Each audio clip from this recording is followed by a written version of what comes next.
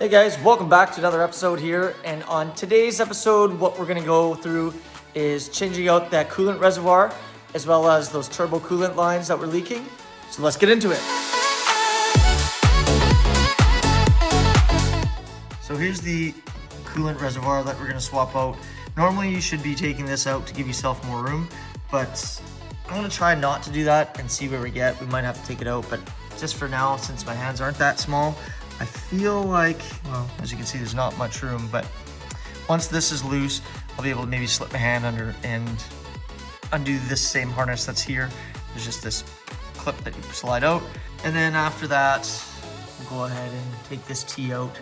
I just wanna make sure I drain all the fluid that's in here now. It's full because when I got the car, it was bone dry. And that's how I figured out why it was empty. This must have a crack, or hopefully it's not, you know, the connector, but the only way to figure it out is take this whole thing out, and we'll get into that right away.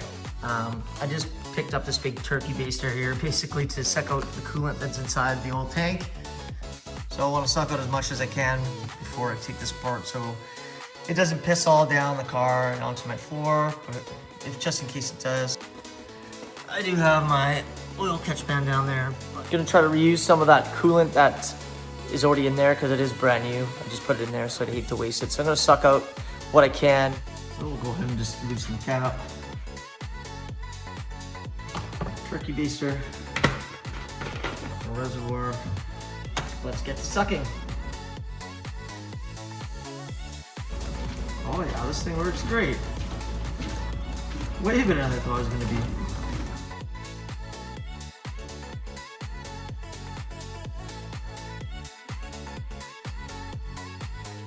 Much we got out of it. Now that the fluid's all out, I'm gonna go ahead and just pull this coolant line and then take out the two bolts on there and there. Did want to make a big note that this positive here, this charging post, you should cover that up. The little flap that covers it's gone, so I'm gonna just put something over that so that I don't accidentally touch that and ground myself with the wrench and get myself a nice little shocker. Take off the little clip here, you need a pick. To take off the bolts, you just need 10 mil. Wrench is really cold. I forgot they're out in my truck. So let's start off by taking this little clip off. Just put it under there and pull it up. You don't want to pull it too far out, or else this whole thing can come out. So don't pull it too much. And it's just a simple pull off, and there we go. So these guys here just look like that. There's a simple connector. I like to push these down so that they don't fall out while you're working. Just gonna kind of just tuck this away and move on to the bolts. One out. And the other one's just right here. Another one out. At this point, literally, I'm just gonna try to wiggle this up a bit and put it into a position where I can try to reach under it and just kind of feel around. Might even be able to reach it from the front. Oh yeah, there's everything right here. So everything's in the front, right at the front, easy access. I'll show you how much room there is if I can pull it up. There's the line, and the sensors are just over there. So I'm gonna pull the line and then pull the sensor because I don't want the sensor connector to get all wet inside. So that's why I'm gonna keep the original sensor. So I'm just gonna twist it out and set it aside, all connected to the harness, but see this liquid down there, and hopefully you can find the crack. I'm gonna try to do this on camera, but it might be hard. So you might just see me struggle for a bit. But the position of the actual, I'll call it a pin, the connector that you have to pull up is facing this way. So the connector is essentially like this. It's sideways. So I gotta figure out how to get my hand under there and pull that sucker out.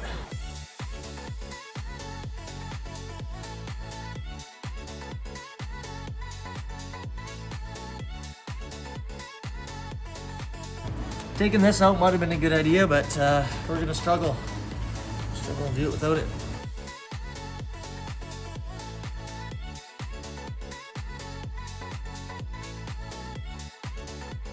All right, was able to get the sensor out. You can see that it's down there now. So the sensor's out. Now we're gonna try to get this clip. So there you can see the clip. I had to spin it, and I'm laying on top of the engine. Yeah, I'm gonna jam the pick in there and pull it out, hopefully. There you go. It's out. Sensor. Nice looking. Before I forget, I'm gonna go ahead and close that clip. Just so I got it out. And to be honest, I don't see any cracks at all.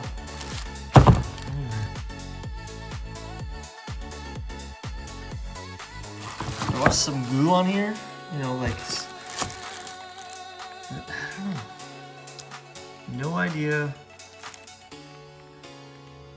I guess I'm gonna throw some hot water in here, boil some water, fill the sucker up and plug up the end and see if it leaks anywhere. I guess that's the only test I can do to test it, but got the new one, and that new one's gotta go in since I have it all out. Might as well put the new one in, but just baffling. Usually it cracks somewhere here. I don't see anything here. Oh man, I hope it's not the line. All right. I just put it in the box to kind of just hold it in place so that it's not just sitting on that end. So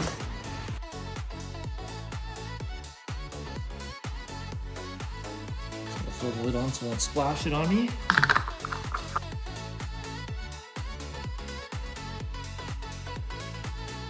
Turn that up a bit more, seem to stop that leak, but it could just be right at this color. So we're just gonna let that hang out for a bit. I'll go ahead and install the new one, and we'll just let this chill. It's really hot still. What I'm gonna do is just kind of flush the area quick, just get rid of some of that old coolant, and then we'll put the new one in and button everything back together. So I've got the sensor out. I'm gonna use the original one, take a risk. I'm gonna clean this up with my contact cleaner that we used on the last couple of videos, and just kind of clean this up, clean the connection in there, and just pop her back in. Got the sensor, it's all clean. Go ahead and drop her in there. We'll get the new reservoir. Grab it. New reservoir, let's get that bad boy in there. I think I'm gonna put the sensor in first, and then the other harness here, because I think it'll be easier to put that sensor in first and be able to turn it and then clip that other part in, but who knows, we'll see how much I fight it again. Well, we're just gonna throw the camera here and hopefully you see what you see, and if you don't, well, you get the general idea. This hits the body, goes in like this. We're gonna do the sensor first, and you're probably not gonna see any of this, so might just turn the camera off and fiddle this in place. That's what I'm gonna do. You get the idea. We'll go through this thing backwards and get it all done. So now we got this seated, we got the clips back in, sensor in. Now you gotta put back this guy here, pull this back out.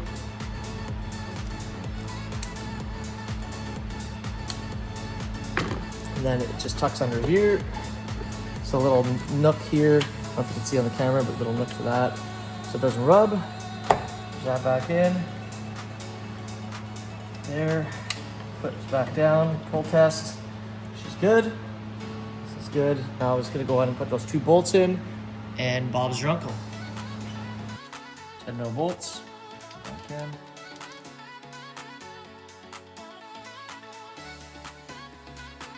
You don't want to over tighten these because this is plastic, but you want it snug enough where you know it's not going to rattle loose. And then last but not least, the one hidden behind this terminal.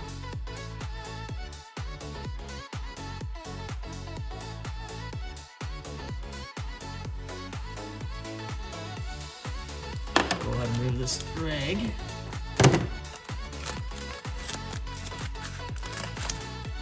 Well, it's all buttoned up now. Let's get some of this coolant, throw it back in and see if it leaks. I'll throw something under the car, and we'll see if we hear any leaks.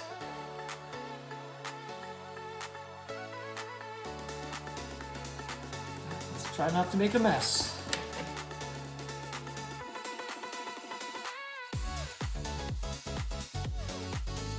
Figured why not, just be safe. I have 50-50 here already mixed, and this is brand new jug, so if I have to use more, I'll mix my own. I got distilled water there, but this is already pre-mixed that I did before. I'll use my quick bottles, and we'll go fill that up to full.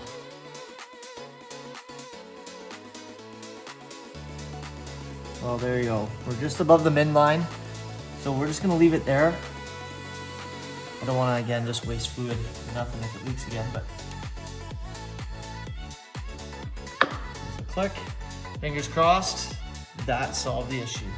Let's go. I don't hear anything dripping other than what I did before, so that's so far so good, but we'll see when she puts up the temperature. Well, that's 1 out of 2 done. Let's go ahead and just do the other little turbo coolant tea.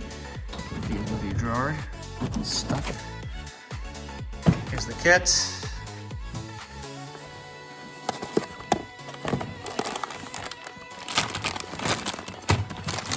Got the extra hoses that it comes with, and then tees, your clamps, everything in here. So I've got a couple tools here. Screwdriver to undo, fastener here. And then these ear clamps, there's really no, unless you have the proper tool, you can just cut them or smush them off.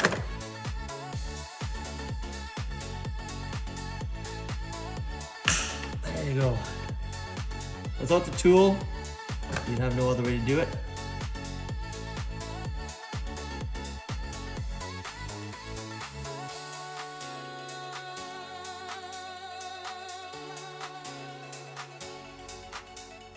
It's kind of how these things look. Come around, neck there.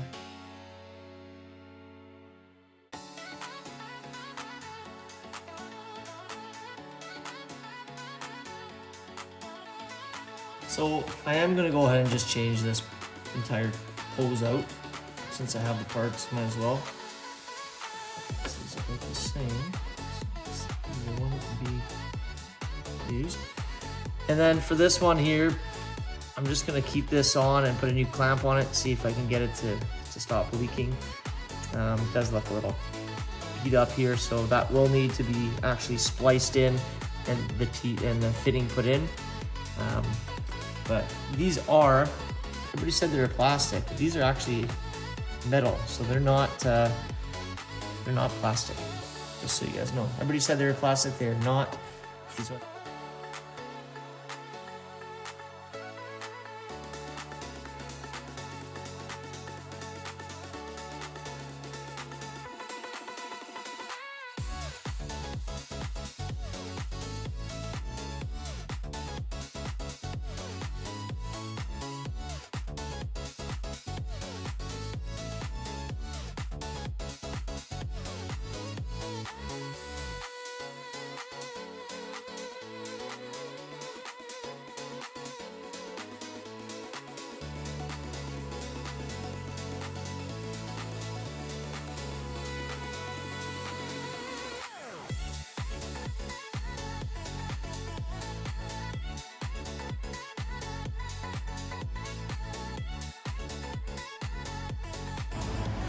Well, let's hope that stopped this leak for now.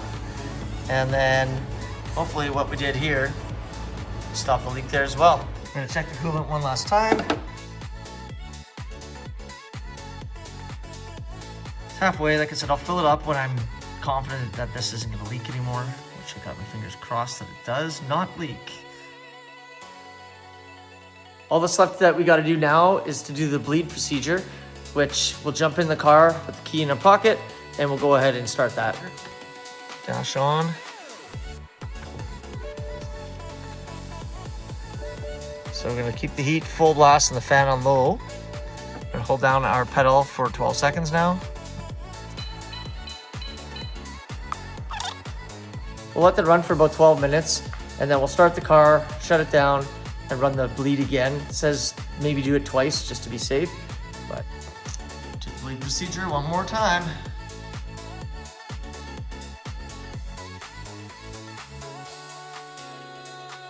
Last bleed test is over. Let's let it cool down for 10 minutes and then we'll pop her back on, start her up, see what happens. Hopefully no leaks. Let's fire it up, baby. Let's go. Well, here goes nothing.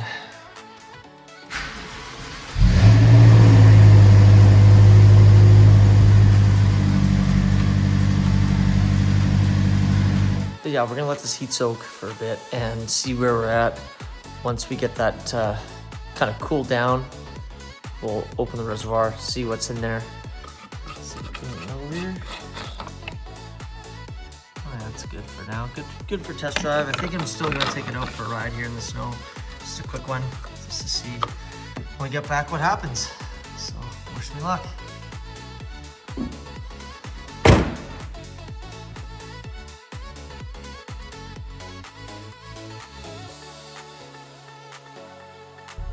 Well, we're back at home and I don't know, everything's great. Anything pressing out? No, not yet. Let her sit, heat soak for a minute, and then we'll go for another drive. Second drive. No leaks. A little bit of smoke. That could just be residual. Let's put her in the garage and take a look. Back inside. Let's get this under there before anything bad happens. So far so good, guys. Told you she's a little snowy out there. Let's pop the hood.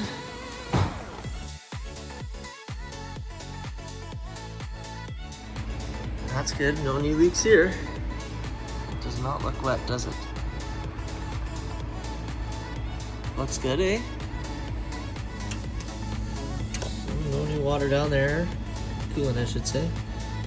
We'll let this cool off. Burn that stench off, and then we'll check the levels, top her up. Because I think we are good to go. That's exciting.